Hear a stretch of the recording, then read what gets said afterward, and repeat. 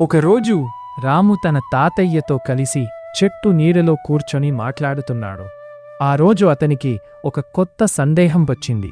తాతయ్య, సైన్స్ అనే పదం ఎక్కడి నుంచి వచ్చింది అని అడిగారు. తాతయ్య సంతోషంగా చెప్పాడు. రాము, సైన్స్ అనే పదం లాటిన్ భాషలోని సైంటియా అనే పదం నుంచి వచ్చింది. దాని అర్థం జ్ఞానం. రాము ఆశ్చర్యంగా అడిగాడు, అంటే సైన్స్ అంటే కేవలం జ్ఞానమా? తాతయ్య తల ఊపుతో చెప్పాడు, అవును, కాని అది సాధారణ జ్ఞానం కాదు. సైన్స్ అనేది జ్ఞానం సంపాదించే ఒక విధానం. మనం ప్రకృతిలో జరిగే సంఘటనలను గమనించి ప్రయోగాలు చేసి అవి ఎలా జరుగుతాయో తెలుసుకోవడం, ఇదే సైన్స్. ఇలా సేకరించిన జ్ఞానాన్ని సిస్టమాటిక్గా క్రమబద్ధీకరించినప్పుడు దానిని కూడా సైన్స్ అంటారు. రాము ఆలోచిస్తూ అన్నాడు, అయితే తాతయ్య, శాస్త్రవేత్తలు ఎందుకు ఇన్ని ప్రయోగాలు చేస్తారు? తాతయ్య చిరునవ్వుతో చెప్పాడు, మంచి ప్రశ్న రాము. శాస్త్రవేత్తలు కొత్త ఆలోచనలను పరీక్షించడానికి లేదా పాత ఆలోచనలు తప్పు అని నిరూపించడానికి ప్రయోగాలు చేస్తారు. వారు కొత్త విషయాలను కనుగొంటే మనం ప్రకృతి గురించి ఎలా ఆలోచిస్తామో అది మారుతుంది.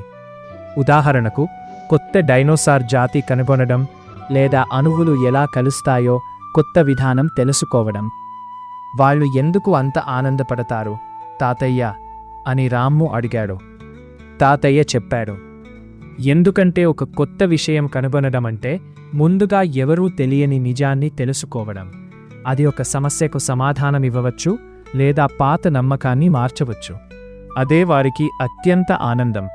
కొద్దిసేపు ఆలోచించిన రాము మళ్ళీ అడిగాడు, సరే తాతయ్య, ఒక వ్యక్తి కోణంలో ఇది అర్థమైంది, కాని సమాజం ఎందుకు శాస్త్రవేత్తలకు సహాయం చేస్తుంది? తాతయ్య సమాధానమిచ్చాడు, రాము, సమాజం అభివృద్ధి చెందడానికి కొత్త జ్ఞానం చాలా అవసరం. అందుకే దేశాలు శాస్త్రవేత్తలకు సహాయం చేస్తాయి. వారు చేసే పరిశోధనలు మన జీవితాన్ని మెరుగుపరుస్తాయి. కొత్త మందులు, కొత్త పంటలు, కొత్త సాంకేతికతలు, ఇవి సమాజానికి ఉపయోగపడతాయి.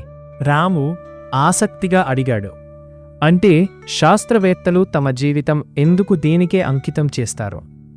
తాతయ్య సంతోషంగా చెప్పాడు, వారికి తెలుసుకోవాలనే తపనుంటుంది రాము.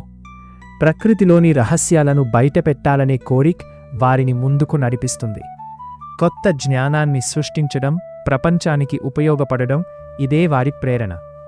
రాము ఆనందంగా నవ్వుతూ అన్నాడు, అంటే సైన్స్ అనేది కేవలం పాఠ్యపుస్తకాల్లో ఉండే విషయం కాదు, అది మన జీవితాన్ని మార్చే శక్తి కదా.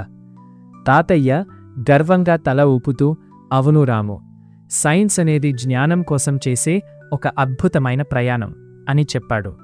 ఆ రోజు నుంచి రాము కూడా ప్రశ్నలు అడిగి కొత్త విషయాలు తెలుసుకోవాలని మరింత ఉత్సాహంగా మారాడు.